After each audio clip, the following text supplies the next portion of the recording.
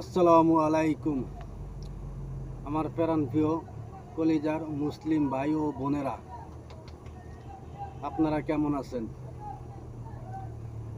এই ইহুদির বাচ্চায় কুলনকারের সন্তান, জারব সন্তান, আমাদের প্রিয় নবী হযরত মুহাম্মদ সাল্লাল্লাহু আলাইহি ওয়াসাল্লামকে অনেক বিশৃঙ্খলায় গালিগালাজ করছে।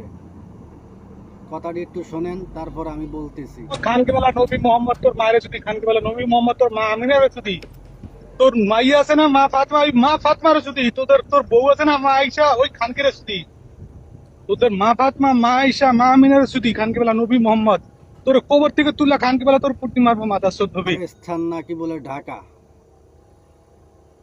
ওরে ধরে আইন না পুটকি মাইরা ওরে মাইরিয়া লাইতে হইব। ওরে পুটকি মাইরিয়া লাইলে কোনো গুণা হইব না।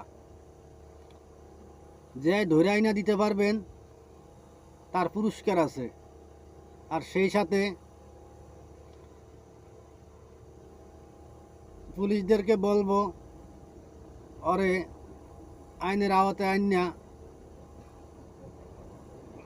ওরে ফাঁসি দিয়ে ঝুলিয়ে